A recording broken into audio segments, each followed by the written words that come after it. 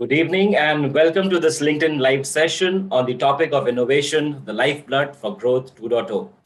This LinkedIn live series brought to you by DynamicCIO is part of our yearly conversation on the theme Mission 2025, Progressive Thoughts, Practical Innovations.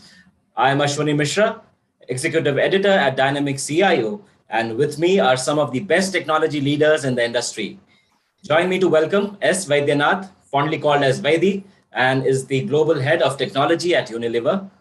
Amol Deshpande, Head of Digital at Mahindra Rise, and Manoj Srivastava, the Chief Technology Officer at EaseMyTrip. Welcome, Vaidi, Manoj, and Amol. Thank you for taking out time and being part of this session. Thank you, Ashwani. But look forward to a great interaction and have your valuable insights. While I was going through the topic, I was reminded of a statement from the late John F. Kennedy, where he stated that the word crisis in Chinese is composed of two characters, one representing danger and the other representing an opportunity. While he may not have been entirely correct on the linguistics piece, but the sentiment was definitely right. A crisis does present an opportunity. There is a choice that we have, and it is so true today. Business is changing. Disruptions are coming faster than expected. As we open up doors to a new normal life, most of the consultant organizations and futurists, each one of us are trying to picture of what the future will look like. And everyone agrees on two things. First, that the world will look different than it was before. And second is that the transformation will not be temporary. From an enterprise scenario, business technology leaders like yourselves will require to get up to speed and deepen your understanding in these changing times to innovate for future growth. But before we get on to discuss and find the unique opportunities that businesses are looking to tap through innovation, let's first have an opening round of views from each one of you to get a sense around what do you find more exciting in these changing times. We have seen that technology is ubiquitous, skills are necessary, culture is important. Are you looking to stay with the tried and tested ideas, or is it time to bring in new disruptive ideas and do something entirely different? Let's hear it from you, Vaidi, first. Super. Okay. Thanks, Ashwani. Yes, like you said, skills and culture is not just about important, but it's become a need and not. Building skills, and culture. In a tech industry, we're looking at tech as secondary. We don't want to do that. The way I look at it is every business looks at itself as a tech business now. Right. So it's beyond just skill and culture. It's how a business starts looking at itself, from a technology innovation perspective. How does it keep technology as a core business, core part of its business is what is challenging, right? Considering I'm from the core technology, background, every discussion about strategy and a solution to a business problem now revolves around technology. And that, doubly excites me and also gives me, a more challenging, look out for, what is next coming up in the business though. So that's the way I look at it. And, it's become a non-negotiable, and technology is nothing but part of the business going forward. Absolutely. So initial points well taken, Vaidi. So every business is a tech business, and that's true across industries. Amol, how are you responding? Are you looking at areas beyond the obvious? Yeah. So what Vaidi mentioned, I would like to just articulate it a little extension way. You talked about pandemic and you talked about some of the impacts.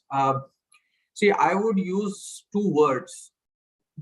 Role of technology in our lives, whether it is business or individual life, it has become sarvadarshi sarvasparshi, as it say that it's visible everywhere and it is touching practically everything, right?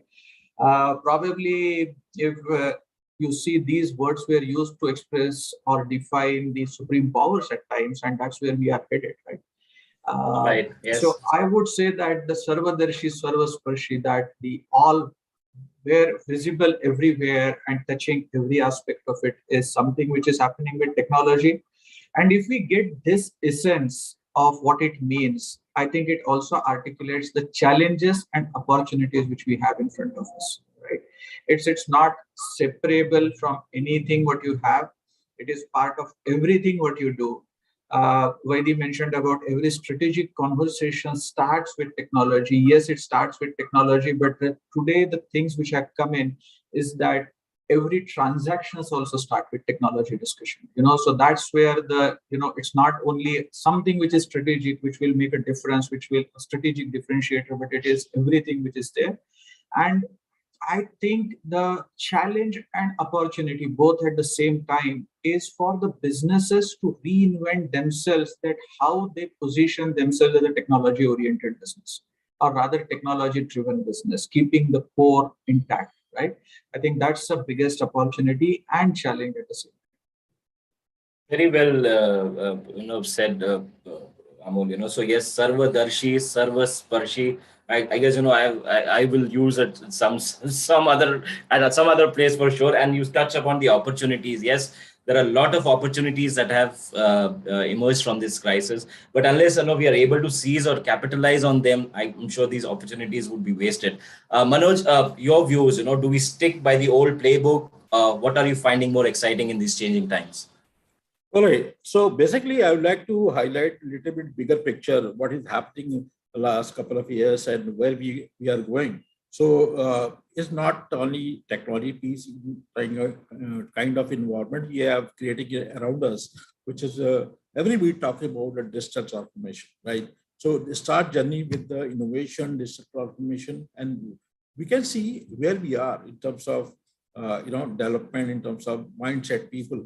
So I can say undoubtedly, future is digital, complete digital. Today we are living in an environment of digital world, and you can see the next generation going to be a leap in the digital world, or come completely in a virtual world. I can say is a metaverse kind of environment they have to create. And once we have metaverse kind of environment, so let's see. Today we are talking about virtual discussion about any subject. Tomorrow will be. No wonder we can attend the virtual wedding, a virtual party, and we keep paying the digital currency, cryptocurrency, or whatnot. So what we are trying to say, we are moving entire digital form, entire digital world. So that is no doubt about that. Now, culture change. Come to the second topic, culture change. What happened today? If you see the new generation is already ready to already change the culture. Now, challenge here is people around us, we have to train them. We have to, before technology, we have to explain what exactly benefit of the culture, a new culture. So culture is an evolving factor. As soon as technologies grow and environment change, culture automatically adopted. Most important thing is, as said, Vaidyanath rightly said, technology is enabled. But today we talking about entire business, and entire business is not only technology enabled, is a people mindset also be going to change accordingly. Only technology cannot work. We have to train the people around us, and most importantly, adoption should be important in the entire world, in the public domain. Then we can achieve the goal, whatever we want. Every industry is doing the digital transformation based on their what they are doing today. But degree of automation, degree of digitalization is depend upon what kind of industry they are, right? At the same time, only not CXO, only not CIO. It's an entire CXO team should be gear up and take the challenge to, number one, adoption, and second is teaching around the people. That's most important before technology. Technology is ready, available across the rack, and they can pick up from any vendor and they can implement. But that only implementation cannot work unless we have to train the people, we have to educate the people, we have to adopt the entire IT landscape across the organization. So only not CIO is a CXO responsibility to take is the next level. Absolutely, yes, Manoj. So you're laying emphasis on the culture piece and also on the training with the adoption of technology that has seeped across the environment, right? So I'll just link the 3 points, some critical points that Vaidi, Amol, and you have mentioned. So while Vaidi spoke about every business is a tech business, and Amol said that businesses are looking to reinvent themselves. And you've laid importance on the cultural and the training piece. Now, companies cannot take their eye off the goals or lose an opportunity to seize on the acceleration that they have been driving every day through digital first experience and modernization over the last couple of years. We have seen all that happen. As new technologies fuel business growth, technology leaders like yourselves again are expected to be the drivers of innovative new business capabilities. Helping business innovation has emerged as a core expectation from the IT organization. Each of the brands in this discussion again are passionate about their customers. For example, Unilever is one of the world's largest consumer packaged goods companies. Whether it's a sumptuous soup or an energy saving laundry detergent, every Unilever brand has a purpose, from advocating nutritious cooking to tackling climate change. Vedi, how are you jump-starting innovation and pushing for new approaches to meet the opportunities and challenges of a business landscape forever changed? Um, Look, interesting piece here is, it's not like what Manoj was saying. It's not a single team's responsibility now. The business has understood that it's innovation is need of the hour, and readiness to be market ready is important. The other thing is also that every consumer or customer has started judging the companies by its digital readiness and digital reach that's there as well, right? Having said that, at least from our perspective, what we are doing is we've started setting aside creating core teams and all this for focusing on innovation specifically, right? It's not a part of a side business that runs anymore. Right. There's a core team, best of the teams that have been put in to actually drive innovation, land capabilities. It's Everyone is aware, right? Not every innovation would work the way we would want, but even if you look at 3 out of 5 innovations working, right, the kind of benefit that it brings in is super huge, right? The kind of turn that it brings into the business, or probably the edge that it gives you in the industry, it's very, very high from a business valuation perspective, right? So people are ready to put that effort, time, money, and the key resources in looking at new innovations, and not just running the assets business as usual mode at this point of time. That's the first thing, if you look at it. The second most thing is also like what we were talking about, culture. Every market or every um, company is ready to probably look at how to probably fail or learn fast, fail fast, and learn fast. So the culture and the readiness to actually get there has also changed from the market or the company perspective. So the readiness to put in effort, money, and time, plus the readiness to fail and learn, has actually changed quite a bit in the industry from the acceptance of technology and innovation. But just a question here, Ved. When you speak of the core team that you've created for innovation, these are cross-functional, right, across business units. Across, yes. So, for example, let me take an example. In Unilever, we have a center of excellence team just for sales innovations. We have a center of excellence team for supply chain innovations. There's a center of excellence team for innovation that actually is created. All these teams, are part of both technology and the business, and not necessarily only from a technology. And it also helps you take decisions right there, right then, and land it quickly. So that's the way it helps.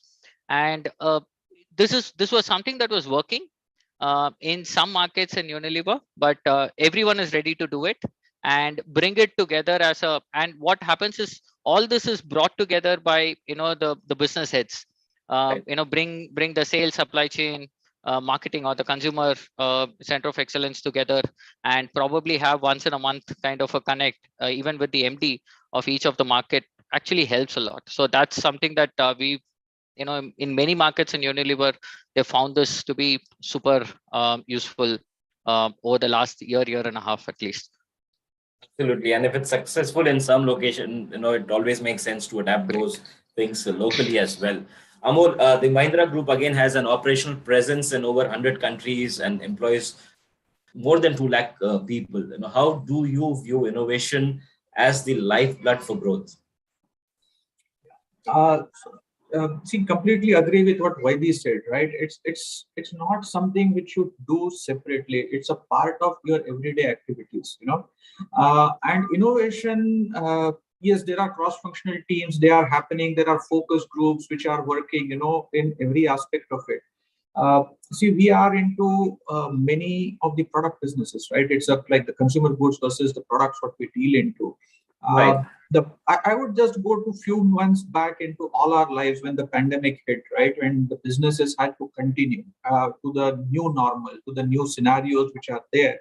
And that calls for a huge amount of innovation at a very short span of time.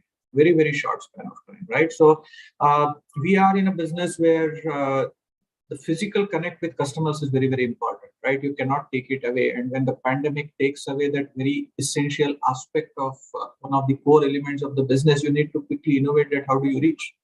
How do you, come up with some kind of an alternatives which would work on to this?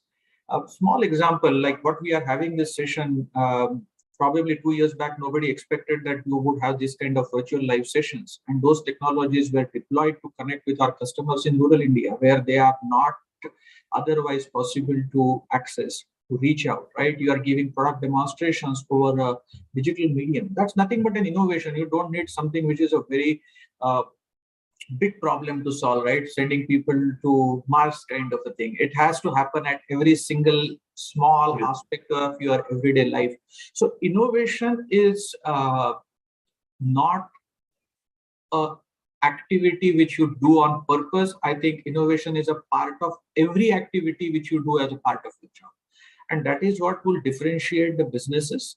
One key differentiation which I would like to share is the agility in terms of expectations from business, right? Earlier, the technology leaders had to do a lot of selling of the technology, where they mentioned to some of it that there is a element of technologists coming up with proof of concept, making a business case and, presenting. And there was a lot of sales component of selling. The idea was involved. The times have changed. There is a lot of pull. It's a question of that, how much you can respond to the pull in a very agile, effective, and very successful way. And of course, without forgetting completely to the pull side there, that you need to have a mindset, a culture of accepting failures. Something will work, something will not, but what you learn, what you get from it, and how do you quickly spring back and go to the next one is something what is required. Absolutely. And encountering problems along the journey of innovation is inevitable, Amol. So I'm sure as we move, there are to be failures, and it's the manner in which we respond to them. Manoj, again, EaseMyTrip started in a garage in 2008, and today is one of the fastest growing travel companies in India, where users can book flights, hotels, and much more on your platform. Also, you are the only Indian internet company to be built bootstrapped without raising a single penny from investors and then going public. How are you looking at innovation in these times? You touched upon the culture piece. You touched upon the awareness and training that is required. In terms of technology, what are the focus areas? How are you innovating? Yeah, so in a single word, we can say we are not more online travel industry. We are technology company.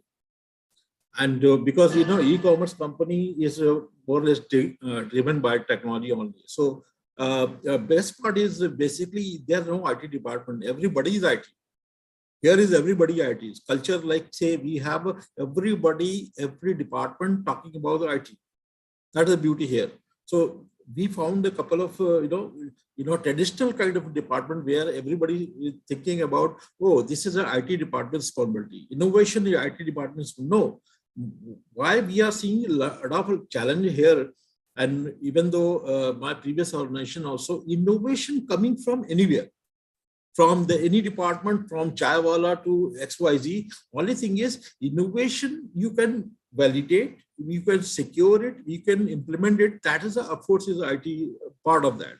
how much we can innovate and how much we can secure, and based on that we can implement. That's the whole idea behind. So and here everybody innovating, everybody even innovating, everybody have an idea. Only thing is, couple of people, CXO people, they only validate those innovation. That is doable, not doable. Is a market acceptability is there? People will adopt. We have a complete wing of the research center where basically we are simulating what product going to be launched and what is the kind of experiment in the market. That's the most important thing. So we cannot develop any product and just start just sake of the product. No, we have to do a lot of due diligence before launching the product. That is acceptable in the market or not. Let's suppose we are not only talking with the board kind of meeting, we're talking to go and chai wala and rickshaw wala, what kind of the expectation in the travel industry. So that's why we can say is a lot of culture change happened a couple of years, I can say. And also we can say is people are easily adopted those things. If you go back in a couple of years back, what happened? People are going and they will basically buy the look and feel. They will basically touch all the product and then after negotiate them and buy. Today, almost 80-90% everybody is buying online. Whether it is a travel product or grocery item, even though today you can call the barber also at home, trainer also at home. So 90%. So ideas can just flow from anywhere. Yes, absolutely. Technology, just to take the technology piece of that, how to enable and make them in the marketplace. That's the most important factor. Absolutely right. Yes, Manoj. Thank you. So, so we are all in agreement that innovation continues to be at the core of every business. In fact, today morning I was having a call with Amol, and he mentioned one point that I would like to mention here was, whatever people took for granted pre-COVID is getting questioned. And while the innovation mantra of the pre-COVID era was to disrupt competitors, this is really not the moment to disrupt. Companies will require to undergo a fundamental change in the manner they create innovation and lead their organizations. What are some of the changes that you all are seeing, and how are you practicing leadership and innovation from this angle? Anyone, please, not in a particular sequence, please. Let me talk about a couple of my experience. What happened last couple of years, pre-pandemic scenario, or today post-pandemic, there are a lot of changes happen. I can see, during the pandemic is a very, very positive way how pandemic is change the entire life cycle of the people, and people mindset also change. Mindset, completely change, because most of people, they are interested to buy or interested to invest in a longer period of time, whether it is an organization or as an individual. Today, you can see is the short term. Is only those people invest. Okay, let's see how things will move. As Mr. Amol has rightly said, entire life cycle is agile format. Right. Whether it is a personal or official, everything is agile. So they achieve the small goal, and then we can moving around. Okay, that kind of maturity level they have. I'm not talking about the name, but yes, there are huge ERP product which is running last couple of decades, and the huge license fees for that. Now, during the pandemic, still they're paying the license cost. That is huge setback for the industry itself. So what happened? They wanted to come out with those big licensing model, and they are saying, okay, let's have some kind of ecosystem. We create some hybrid model. People are moving to cloud. And again, when you move in the cloud, security is most important thing is. So now you can see the people are gradually moving, because in the Indian practice, what we have today, everybody is not taking risk. And believe me, personally, if you ask me, risk is very important. Failure is nothing is failure, is a learning experience actually. So if you move, first mover is getting the maximum benefit out of it. And also last mover, till the time the market is crowded and they can't get out of cream product out of benefit. So people are follower, people are not mover. That's the biggest challenge here. But yes, one adoption is there, but the rest of the people will follow. Right, points well taken. Amol, Interesting. very yes. Yeah, so interesting way Manoj had put it, right? This is a favorite part for me because over the last 2 years I've been harping about this for a bit. The story of disruption starts well before the need is felt, actually, right? It's not when it is needed. Right. So if you really look at what trying to disrupt then faltered, right? People who were ready had something in their plan, who had actually landed something, and they actually took this COVID time as uh, a time where people were ready to adopt digitally, right? So they could actually move in much faster than people trying to disrupt at that point of time. So the way I look at it is, it's not necessary that you build for something that is the need then, but you build for something that's a need in the future. That's the way you start thinking about it, and that's the biggest advantage that you have with technology, right? And from a leadership perspective, it becomes important to be or be open to experiment new ideas that can come in, right? And invest in them, right? Invest in the new ideas that come in from any quarters of the company, right? For example, Unilever, we landed this entire plastic recycling machine just before the pandemic, and it was one of the thoughts or ideas that came in from a intern interaction that our CEO had in HUL, right? It can come in from anywhere. You don't really need to probably build a hackathon or a ideation bench for 2 days, sit through, think about things. It can come in from anywhere, any discussion, and if the ability to take it, invest on it, and support is what actually breeds the culture of new age thinking, and that becomes really important from that perspective. From a technology perspective, again, I've told this before as well. The entire technology shift has moved from decades to years, to months now. So every 6 months probably you see a new technology shift that is coming in. So from a technology perspective, your ability to build capabilities that can evolve, plug and play, and more importantly change easily without much of a cost or a change management impact, then half of your work is done. So that's the way I look at it overall. Right, Vaidi. I guess we have a question for you before I seek Amol's views. So the question, Vaidi, is, and I'll read that. What is your take on digital as an innovation concept? Will this work for manufacturing firms? It would definitely 100%. So not just manufacturing firms, but even if you're going to go interact with your customers, retailers, and even your end consumers, every retailer or every FMCG company is now looking at a mode of a physical as well as a digital engagement, right? At the same time, building from a manufacturing perspective, the ability to digitally innovate, at the same time bring that physical closeness to that innovation is what becomes important, right? And that's become an important criteria even in Unilever. Every area where we are looking at, we are probably looking at what we call as integrated contact strategy, pretty much a phygital kind of a way to connect with customers, consumers, or even from a manufacturing perspective. So that's the way we look at how it drives, and it definitely helps. Yes, Amol. So very interesting thoughts from Manoj and Vaidi here. Just some reflections from my side. You cannot start to innovate when there is a need, right? Vaidi mentioned something about it. See, a couple of points which are there. You need to constantly explore.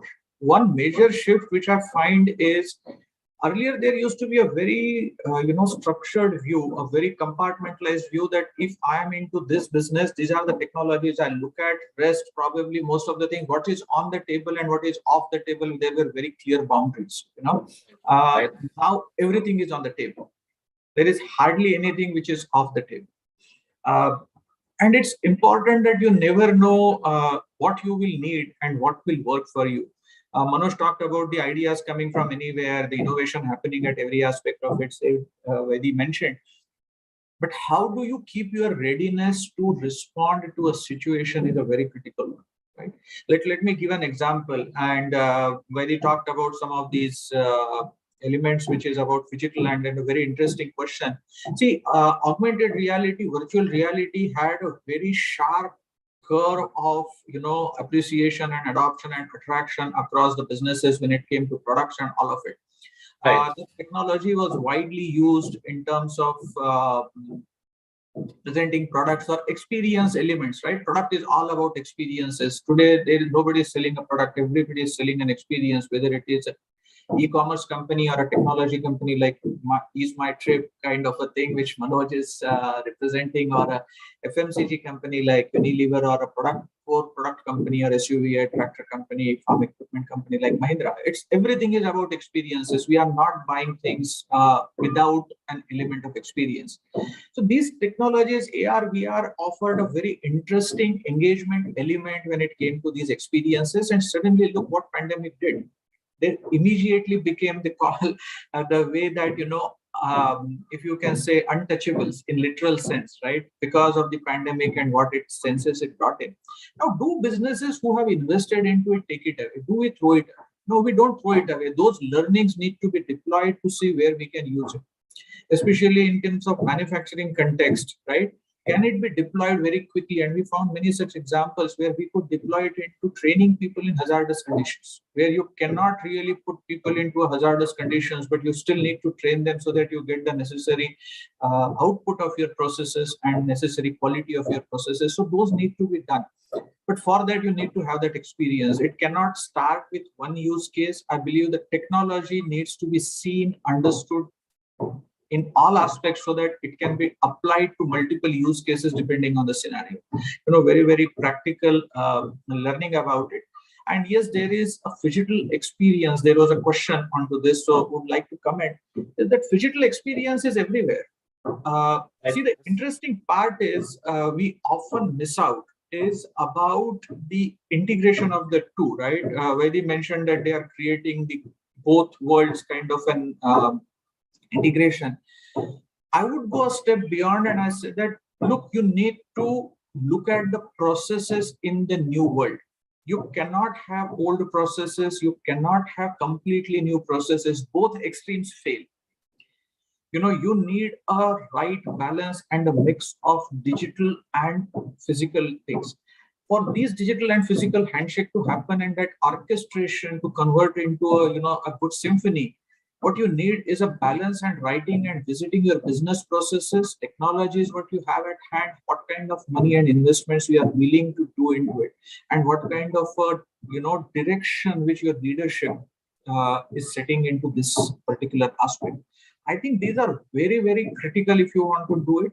A very well balanced. There is a huge room for if you look at why innovations fail meaning they don't deliver what desired output is, you will typically find that it has to do with that probably the processes are not thought through end to end in the new world.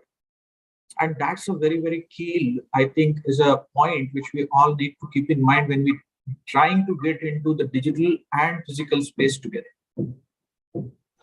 Yes, Amol. And you cited a great example of the augmented reality and the virtual reality stuff. So it's really essential to redeploy or find new alternatives or venues to use these technologies rather than just dump them, and the right balance between the physical and the digital world. So that's absolutely essential as well. Most of you have touched upon the cross-functional collaboration.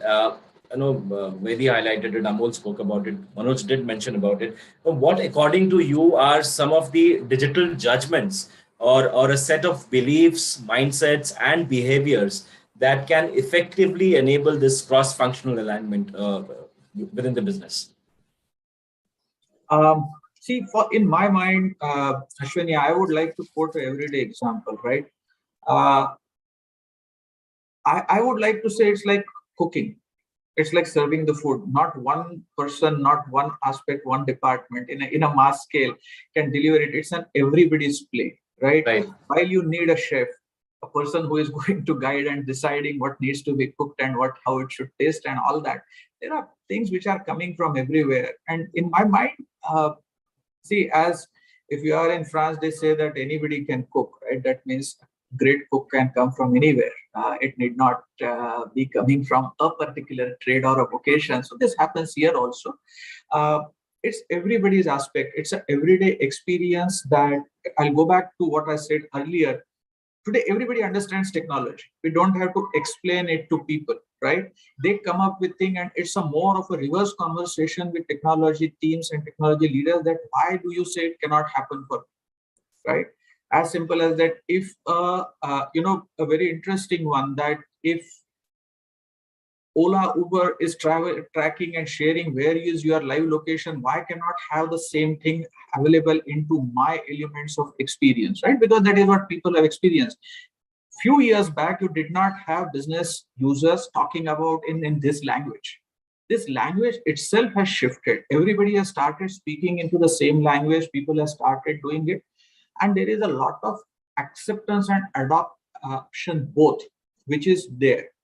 At times it's a good pull to have from the business users, to have from your partner ecosystem and otherwise to make it working. But yes, that CFT is critical, right? You cannot cook, right? Like all the ingredients in any dish are important. It's the same thing. You need the various people with specific roles who will contribute to the overall experience. Because again, I would say a good digital product delivery, a good digital business model delivery is nothing less of a delivering an experience. Every important element, no matter how small or big, matters.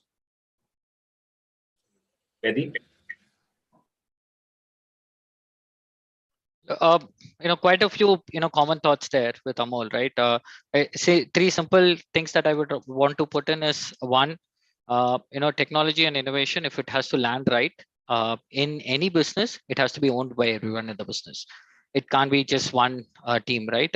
So owned by everyone, led by the leadership, right? That's the way it would work. The second part of it is, I probably touched upon this in the previous discussion as well. There's never a time that is too early for innovation.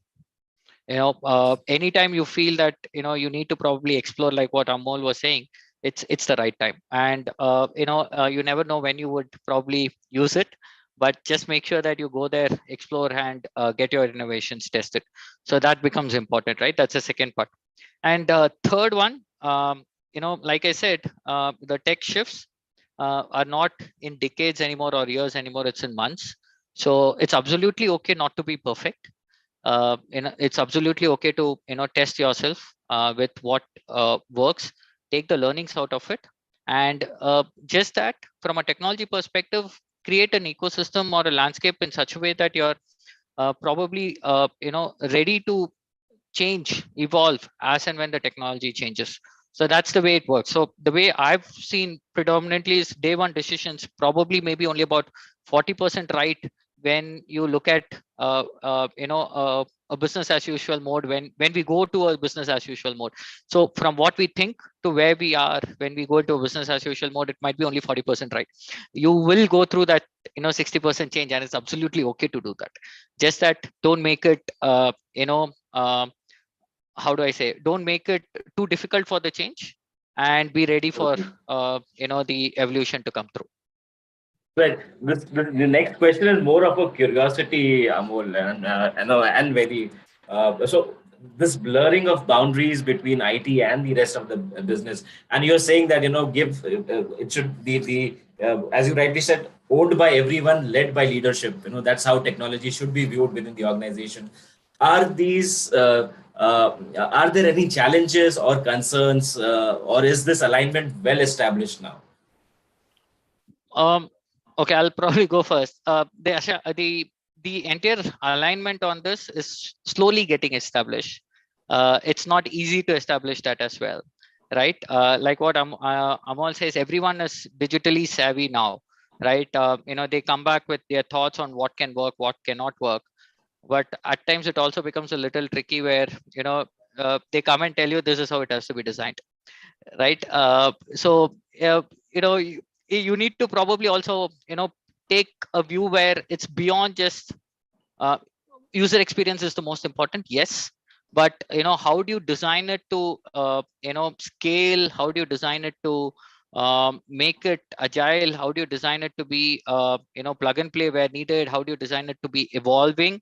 Is something that becomes very, very tricky with this changing environment. So that kind of a depth understanding is also something that needs to be probably thought through and shared with everyone. Not everyone would be aware of it, but yes, it's important for us to make sure that that kind of a learning is shared with everyone. That's how the constraints or the concerns of misalignment go out, right?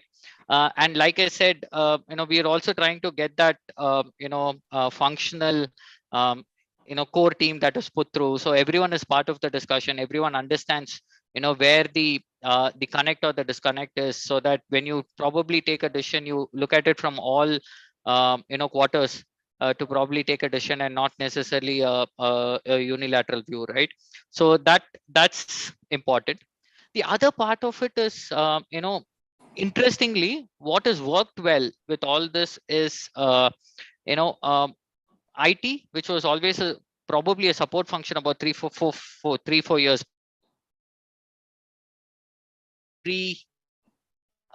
business, right? And when I say core part of every business, in many companies, IT is part of the board. There is a hand on the board from a technology perspective as well, right? So that is probably just the start, and you will see a lot many more technology based decisions at the leadership level coming through. That's the way I look at it though. I'm sure these alignments will evolve and more mature over time, Vaidi. The initial constraints would always be there. Amol, any views? No, so I would start with where Vaidi left, right? I think what is a very welcome change is technology people having a seat at the board. That's a welcome change.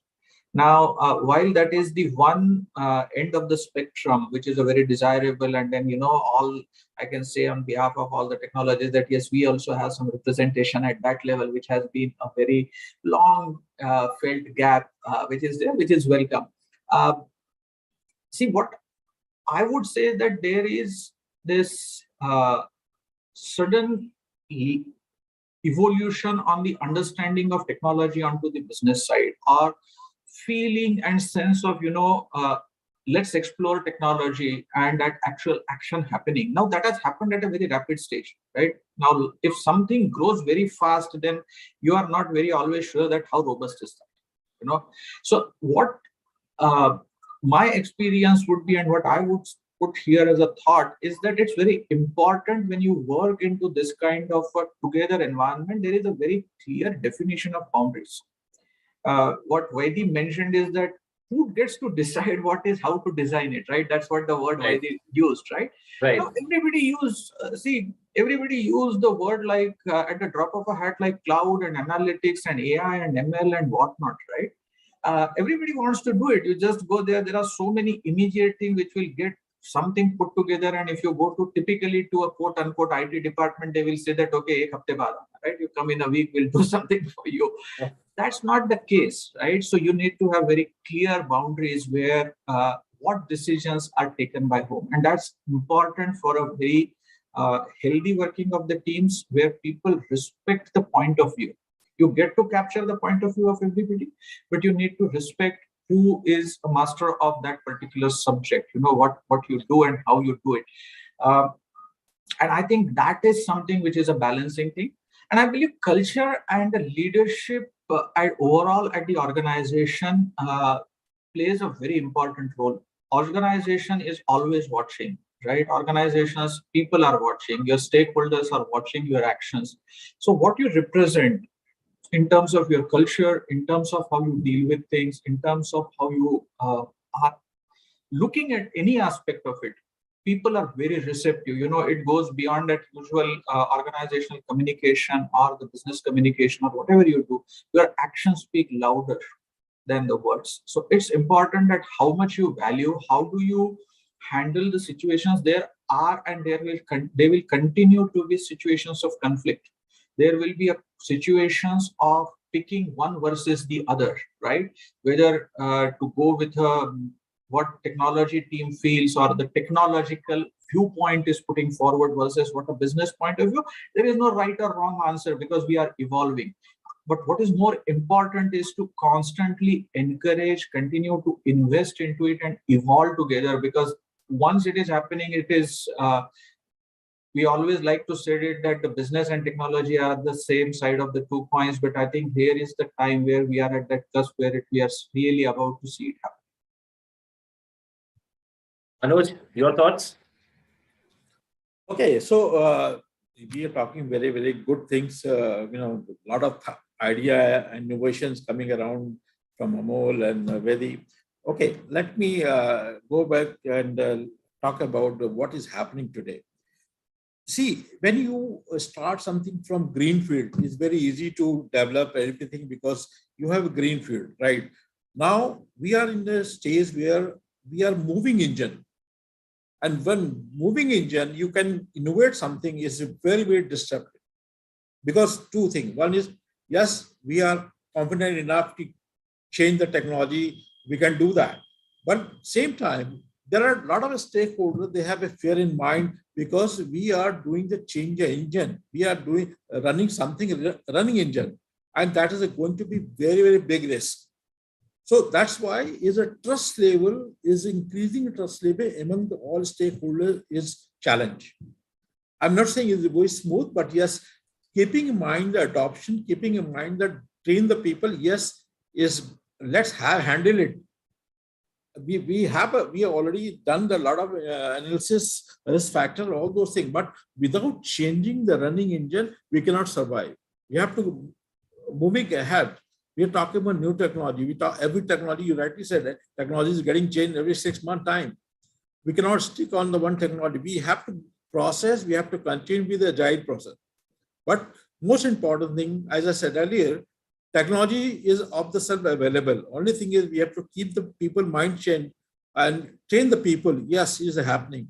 And basically it's happening on the, a couple of years back. New generation, they are very much adopted and they start, they are not bothered about the failure of kind of thing because their adopted thing is, okay, this is getting failed, no problem. We can move ahead and we can rectify those things. But challenge here is stakeholder who have 20, 30 year experience and changing their mindset. We respect a lot all those experience, but most important thing, changing in mindset in agile fashion is a real challenge. I not say is overnight we can do that. Yes, of course we can. It will take some time. You can see after maybe 5 years down the line, you can see that what is happening today, what we're talking about today in over the web meeting, and you can see that 10 years back, where we are. So whether it is we agree or not agree, changes will happen, and everybody should be adopt accordingly. And again, depend upon industry practice. What level of industry we talking about? We are manufacturing, we are e-commerce, definitely we have to behave like e-commerce industry, and every time we have to get alert because cybersecurity is one part of that. And automobile industry also going for evaluation, all the technology involved, because they have own silo of working style. Similarly, banking industry, they have own compliances issue, they have to comply those things. So what I'm saying, digital transformation adoption is across the industry, depend upon industry adoption, a level of automation, how much they can willingness to do that. And of course, the most important thing is what kind of risk factor involved to innovate those services. Number one. Number two, yes, we can introduce something innovative, just not because of we are living in digital world. Of course, we can do make the due diligence. Is it getting profit? Is it getting good customer experience? Then we can do that. Not just sake of the technology we can introduce. So, and end of the day, and I my take home is like say every stakeholder having equal responsibility to innovation and digital transformation. Number one. Number two, no more IT department. Everybody have IT and technology. Everybody think about what technology way. only coding part, we can say is a coding is a rest part of that. The coder, they can do that. But technology is thinking from the not IT perspective, in an organization perspective.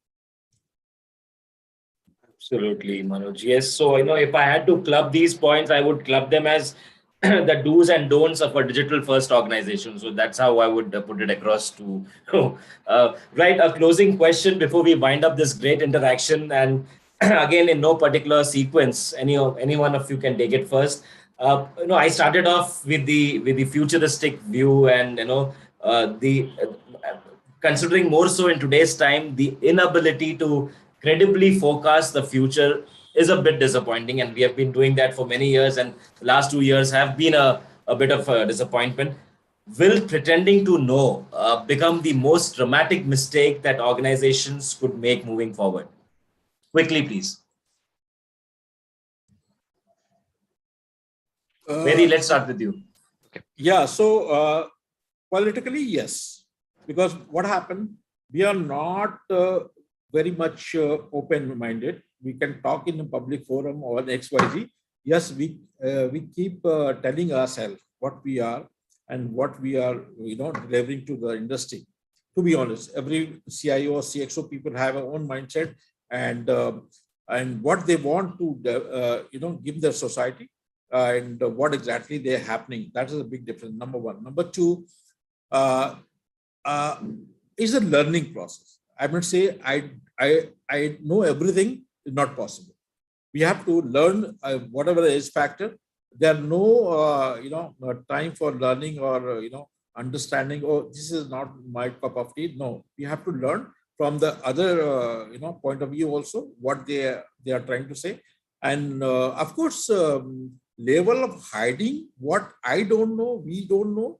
That's a matter of what kind of public forum we have, what amount of hiding, that's always there.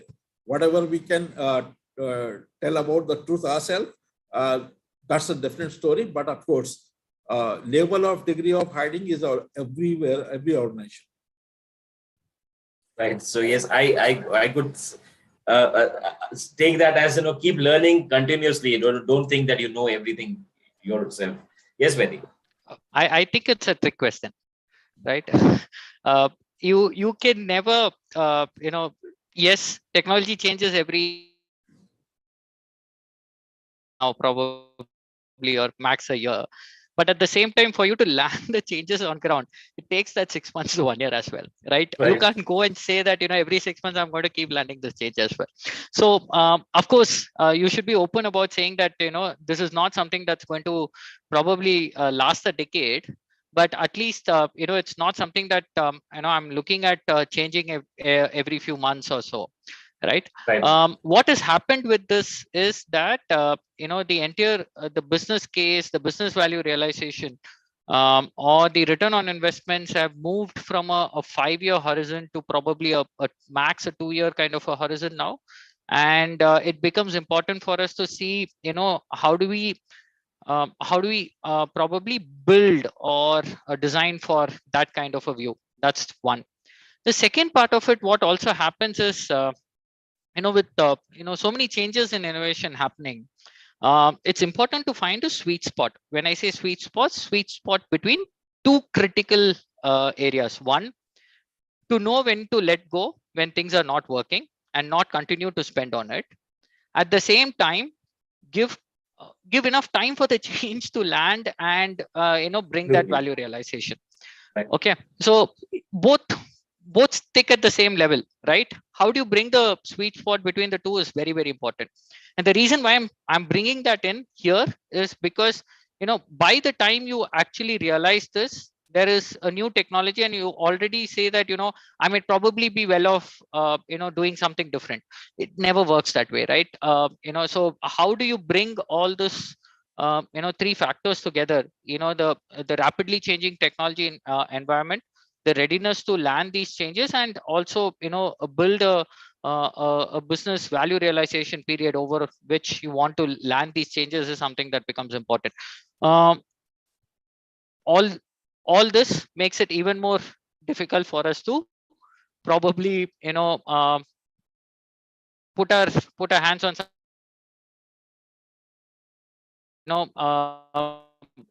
you can't necessarily predict what's going to happen probably 6 months down the line or a year down the line.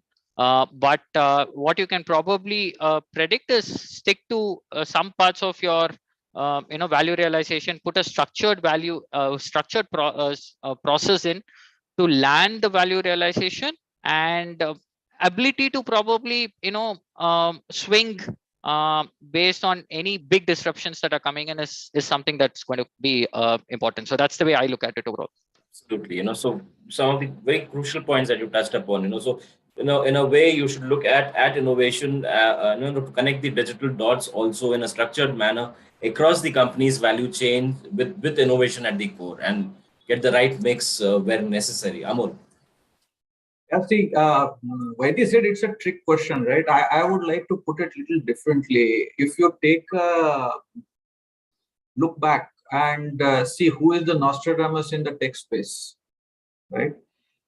So with all the humility, there is only nobody is there from technology space apart from the Wachowski brothers who wrote Matrix many decades back. Okay. Probably they had a fair view of what technology and future is going to be. Otherwise, we are all, and that gave a lot of ideation to people to innovate and whatnot. See, future is something which is, what is your definition of future? Is it tomorrow? Is it 2 weeks from now? Is it 1 month from now? Is it 2 years from now, or what it is, right? That's the predictability scale which is there. And irrespective of the duration, right? If we are able to put our affairs in order, in priority over a period of next 1 year, by leveraging the right stack of technologies, by choosing the right priority areas with right business case scenarios, which are going to give you those returns where you are putting your effort in, developing it, putting into action and making sure it is used. I think that's a fair degree of future you can foresee and predict. Right. Anything beyond that is, it's a guess game, right? There is always be new technologies. There will be always something which will be new. There will be always some new hype about something. But you need to look at what will last and what will apply to your line of business, to your line of problems, to your line of requirements and the direction you want to do. Purpose is very, very important. As long as you have a purpose in what you are doing or why you are doing it, then probably I think there is a fair amount of future gazing you are able to do. You may not know the scenarios in the actual way what they are going to unfold in front of you, but you will have a fair idea of what you are going to deal with. So as long as you have your story aligned with purpose, with right direction, with right ingredients which will help you realize these things, whether it is through people, whether it is through culture, whether it is through innovation, resources, budgeting, what all it takes. As long as you have got it together, I think there is a fair amount of confidence with which we can move in on a defined period of duration. Because beyond a particular point, nobody knows what's going to happen. We didn't know that COVID is going to come and we are going to change our lives upside down. The same is a new normal, and I think that's a very hands-on learning experience of a VUCA world. That's what I would say, that if you have to see the ability to predict, VUCA is the only thing which you have a limited predictability for any business. Very well captured, Amol. Yes, so stick to the core purpose, select the right technologies, keep it simple and easy to adopt. That's how you address the future. Right. Thank you so much. Thank you, Amol, Manoj, and Vedi for sharing your views. I stand immensely inspired through this conversation, and I hope our viewers find the same. One key element that all of you have highlighted is that innovation is a mindset. Vedi did mention about embracing curiosity, brainstorming, and letting go of things that we already know. All the best for your respective initiatives. It was a pleasure interacting with all of you. That's all from this session. Thank you for watching and take care. Thank you.